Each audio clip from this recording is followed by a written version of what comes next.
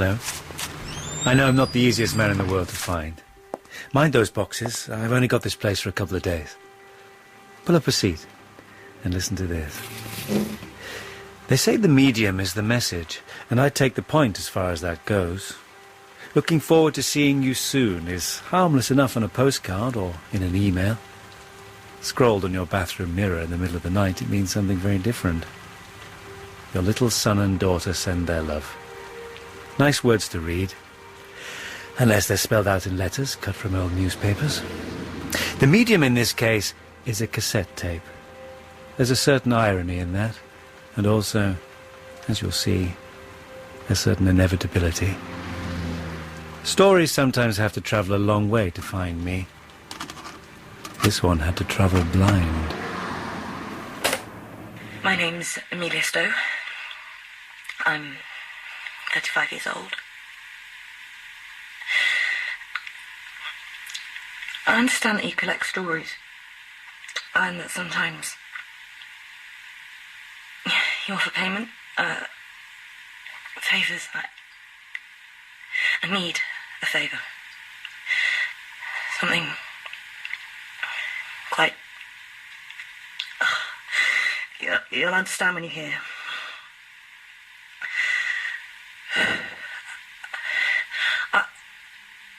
I had an operation a few months ago. I'd been diagnosed with a tumour on my brain. The visual cortex of the brain, the part that lets you see and understand what you're seeing. I was very afraid beforehand. But it went well. It went really well.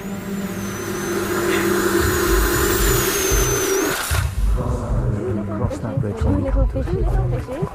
Found you. I can't see. It's all right, Amelia. No. You don't want to be touching those bandages.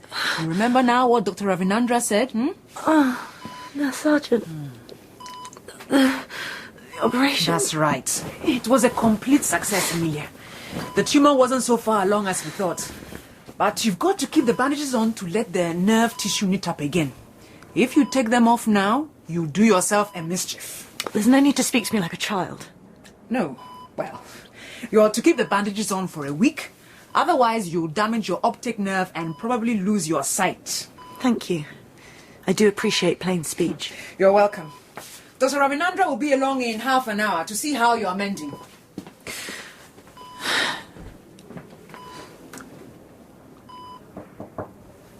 Hello? Dr. Ravinandra? No, my name's Bewley, Mr. Dr. Andrew Bewley. I work in the psychiatric unit.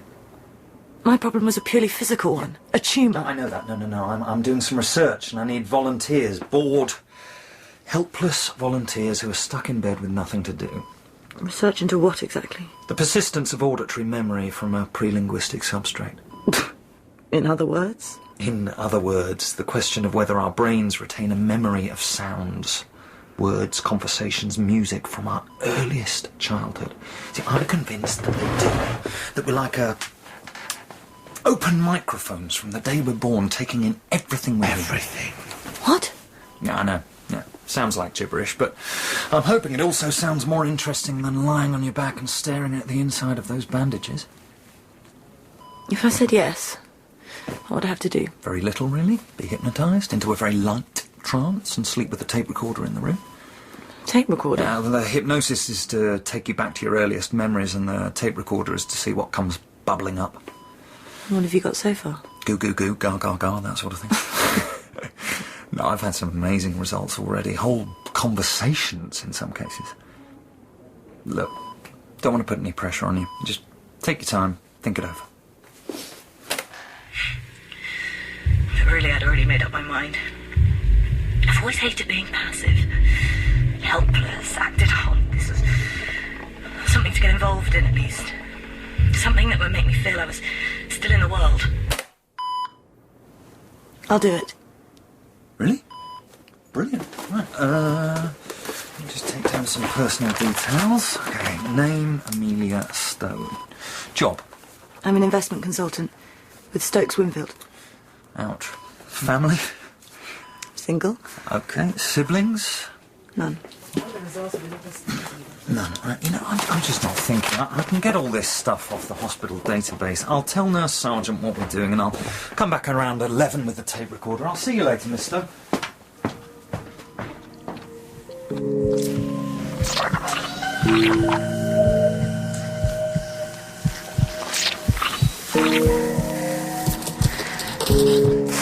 Found you. What? It's just me. Sorry. Didn't realise you were asleep. Just dozing. It's all right. Right then, I've cleared everything with Nurse Sergeant and Dr. Ravanandra, so we're good to go. You sitting comfortably? I'm lying down. Yeah, well, I knew that. This is my bedside manner. Don't waste it on me, Dr. Bealey. You've got a captive audience. You might as well just use it. Exactly. Okay.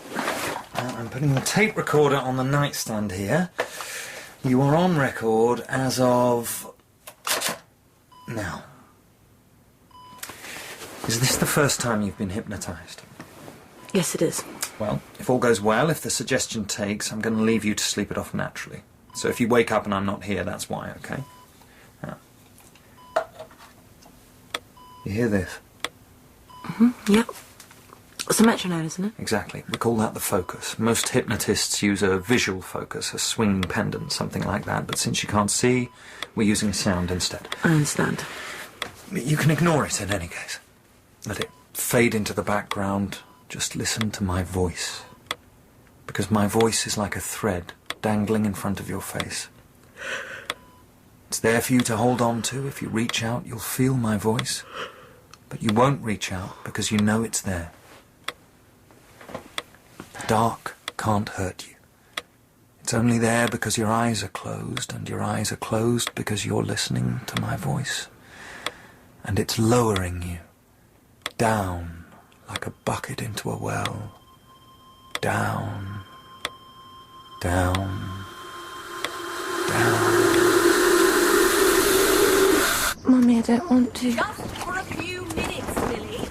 Look, Two little fishes swimming in the sea. The first one said, "You can't catch me." Mummy. I can see 1, 2 little Cross that bridge when we come. She may not even Let's remember. play hide and seek.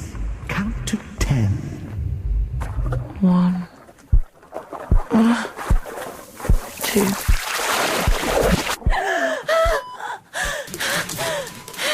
Who's there? Is there someone there? Hello? Hello? It was like the way the atmosphere of a dream stays with you after you wake up, the way it colours your emotions.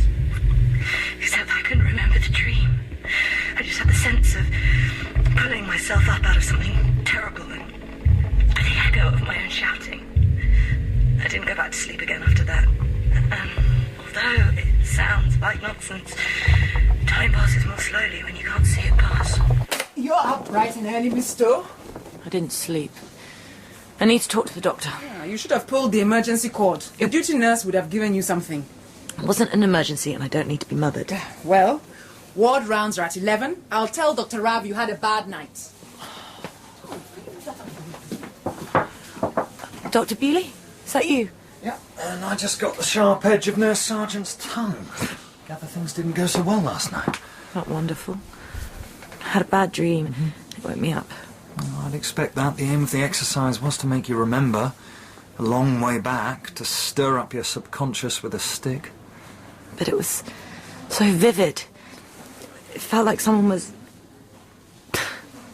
in the room with me. Your brain's still healing, Amelia, throwing up all sorts of odd blips and echoes in the process. Anyway, let's see what we've caught on the tape. It's sound activated, so we just get the edited highlights.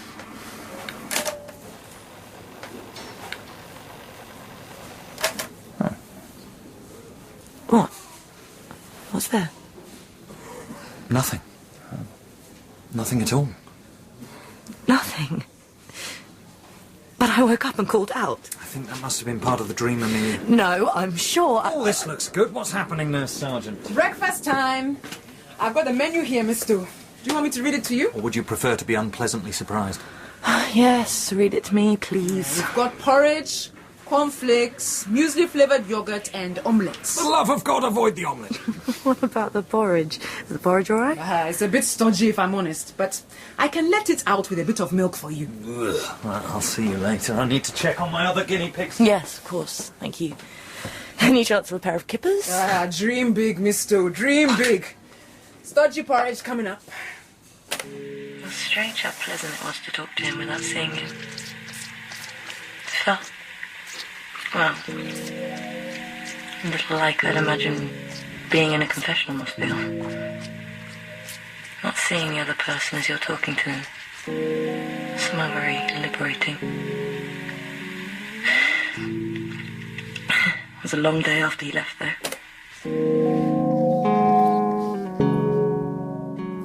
Well, shall I read to you a bit? I've got a good romance. Oh, God, no. You know, I normally despise people who say they're bored. Wasting time and complaining about it. The ultimate sin, my mother said. For every sin, a black mark, and for every mark that's black, a demon that will whip you till there's no skin on your back. I'm sorry? Well, that's what my mum said about sin. There'd be a lot of demons in the world then, wouldn't there? I suppose so. None on my ward, though. I make sure of that. Glad to hear it.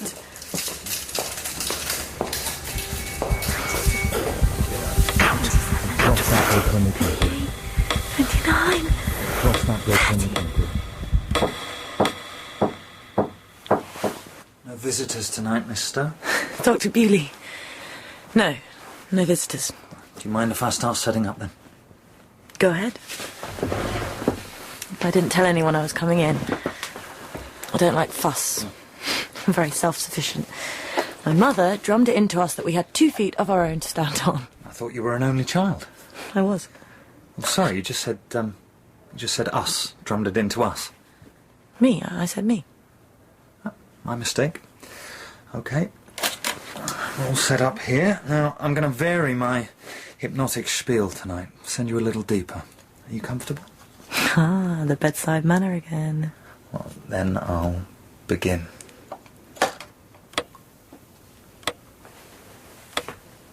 Listen to my voice. My voice is a thread dangling in the darkness. You can reach for my voice, but you don't need to because you know it's there. The dark can't hurt you. It's only there because your eyes are closed, and your eyes are closed because you're listening to my voice. I'll just be hanging at the washing, Millie. I'll hear you if you call. I don't even want to paddle. It's cold. Well, play at pirates then. You're on guard duty, aren't you? You're my little lookout. My little lookout. Looking out for what? Can't see anything. 2 little fishes swimming in the sea. The first one said, "You can't catch me." Let's play hide and seek. Count to 30. 30. Little fishes like the water.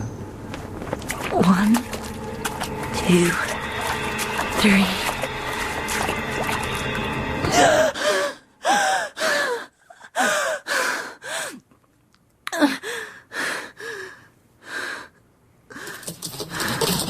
Your turn to hide.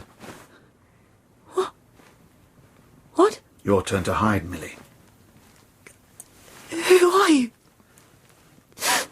What are you doing in my room? It's my room too. Everything that's yours is mine. Who are you? Is this a joke? No, it's a game. It's hide and seek. This is the emergency court. If you don't leave... Don't you want me to stay and read you a story, Millie? I said get out! We'll leave together. We always do everything together, Millie. They poke their knives into your head. Here, there, and everywhere. But they're not very good. They didn't find me.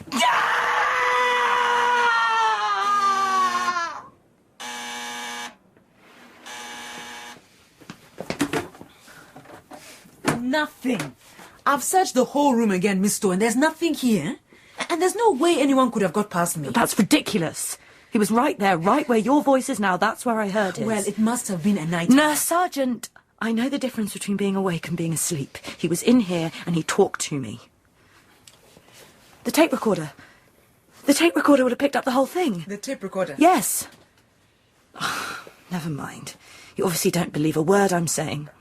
I'll talk to Dr. Bewley in the morning and then we'll see. Amelia, I don't... Please, just leave me, Nurse Sergeant. I'm not going to argue about this. No. All right, then. Windows locked and you've only got to pull on the cord if you need me. That's blood on your pillow. Blood? You've had a nosebleed. I'll have to tell Dr. Rav. Whatever you think is best. Thank you, Nurse Sergeant. All part of the job, isn't it? But you heard the voice in your dream I first. thought I did. I don't know anymore. Please play the tape, Dr. Bewley, then we'll know. Was it a familiar voice? No.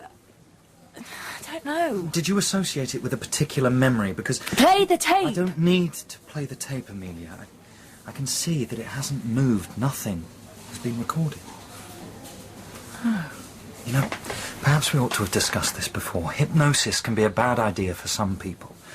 Survivors, for example. Survivors? Survivors of what? Of anything. Emotional or physical trauma. People who've been through a war or been attacked or assaulted can sometimes abreact under hypnosis and relive the experience. And people who've done something awful, who have a crime on their conscience, can... Go on. Can dream their own punishment. Each time I put you under, I'm telling you to remember, to think past the blocks of your conscious mind and access everything you've got stored in your long-term memory. Maybe I should have put in some more provisos. Like what? Like to remember only things that really happened, not dream imagery or childhood fears. Ah, there we are again, back at the nightmares. Well, either we've got an intruder who walked into your room, past the nurse's station and back out again without being seen. Or else? Or else you're responding to my treatment and recovering memories repressed since you were a child. He said they poked a knife into your head. That didn't happen when I was a child. It happened 2 days ago. True. So where does that leave the nightmare hypothesis? I'm not sure where it leaves either of us, to be honest. Your intruder would have to be someone who knows you. Now, Sergeant, no, she was trying to scare me earlier with stupid rhymes about demons. The Sergeant? She is a very professional and serious-minded woman. I don't think she'd... Neither do I, but it wasn't a dream. The tape heard nothing. I know that! Maybe she won't even remember. Sorry? I heard those words on the first night. I have to find out what they mean. I'm inclined to disagree. This is clearly upsetting It's upsetting me because I don't understand it. Once I know what's happening, I'll be fine. Well, you're Dr. Ravanandra's patient, so he has the last word. Talk to him. And then? Then we'll see, won't we?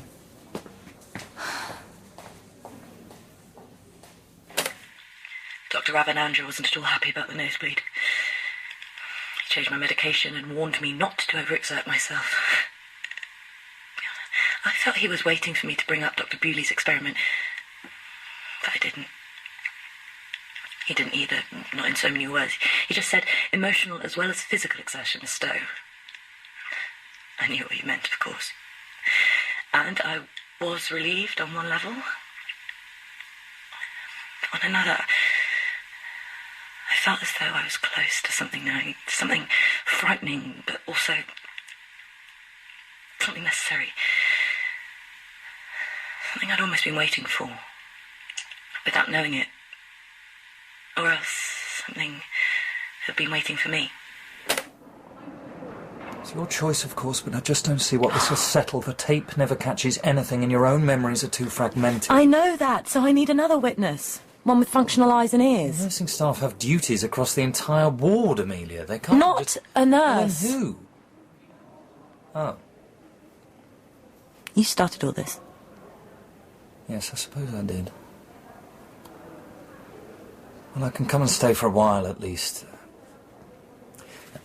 My shift ends at midnight. I'll see you then. Wish I could return the favour.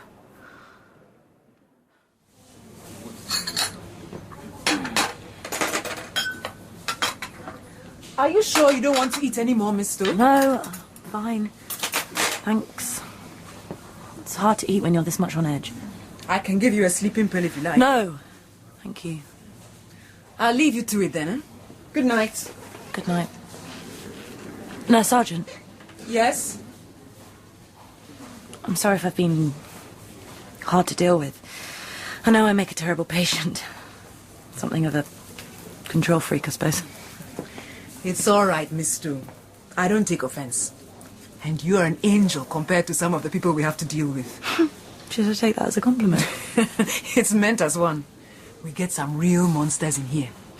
Listen, I'm 20 yards down the corridor if you need me. And let me know if you change your mind about the sleeping pill. Thank you. I think. So, the night shift clocks on. You're very light on your feet, Dr. Bewley. What do you look like exactly? Like a doctor. Shall I ask Nurse Sergeant? If you like, but she seems to look right through me most of the time. Are you ready? Or shall I come back later? I'm ready. All right. Wait. What? I don't know if I am ready. You said you wanted the truth. I know. And if the truth is buried in your own mind, then there's the knife, or else there's me. Those are the only two options, aren't they? I suppose so. Yes. I'm not here to pursue my own agenda, Amelia. You asked me to come. I know. So it's your choice. It's just... I know now why I've been so afraid. Mm-hmm. Because I can't see it. It makes me dependent on others. Well, that's terrifying in itself, because you can never be entirely sure of other people's motives. You have to trust the barber to cut your hair, not your throat. The doctor to heal you, not murder you and steal your money. Your lover not to hurt you when you're naked and vulnerable. Don't you? Yes. I suppose we do. Not we, you. This is about your capacity for trust, both in other people and in yourself. Do it. You sure? I'm sure. Do it. Okay. Listen to my voice. Because my voice is like a thread dangling in front of your face. It's there for you to hold on to. If you reach out, you'll feel my voice. But you won't reach out, because you know it's there. The dark can't hurt you. It's only there because your eyes are closed, and your eyes are closed because you're listening. You're listening. Listening to my voice. What do you hear? Two little fishes. Amelia, what do you hear? Tommy. Tommy and me. Tommy? Baby. And what's Tommy doing? He's splashing. In the pool. And we're bored. Oh. So very, very bored.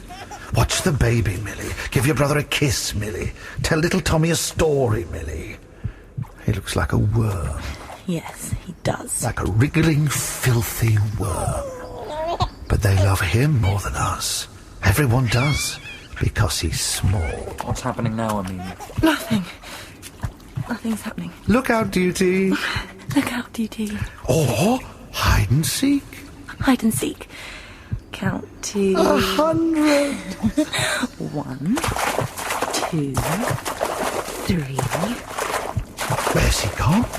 He's hiding. 4, 5, 6. Dr. Bewley. I'm here. And so am I. Oh, God. Oh, my God. It's here. Can you see it? We're alone here, Amelia. We're not. I'm pointing to where it is. Where the voice is coming from. You're pointing at a wall, nothing else. My turn to hide. I can hear it. It's there. It's right there. There's nobody here, Millie. Nobody but the two of us. What? What did you call me? I didn't call you anything. Millie. You call me Millie. My childhood name. Do you know me? He's someone I knew when I was a child. I'm just a doctor. Liar! How do you know that name? You're tricking me. You're tricking me into telling you. Telling me what? What I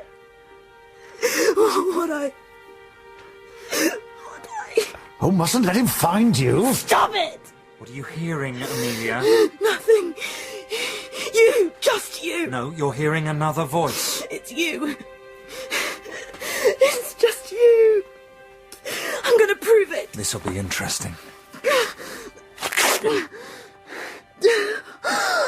Oh no. Miss Stowe, what's all the noise? Are you alright? Oh my God, what have you done?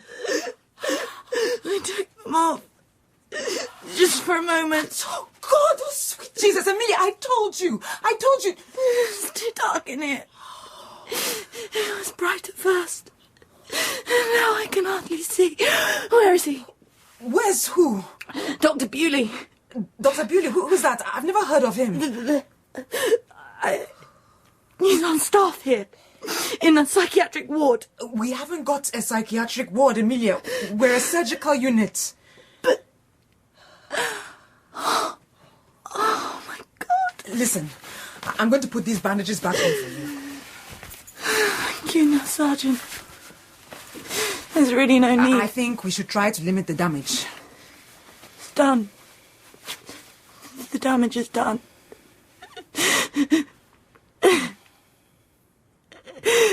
Remember.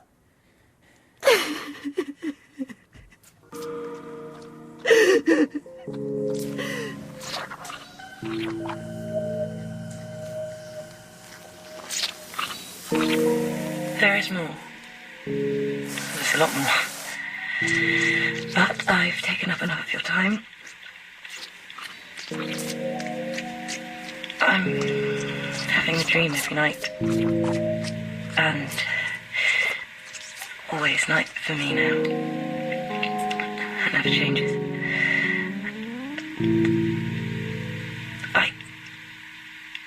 I was hoping if my story is one that suits your purposes, you might help me. Help me to sleep, at least. Or perhaps... If only people took the time to read the terms and conditions. I only intervene when the story needs a little help, a little nudge to find its ending. This one seems all right to me. Some ambiguity here and there, but I can live with that. File under self-inflicted wounds. Move on. To your story. I'm anxious to hear it. No? Well, perhaps another day then.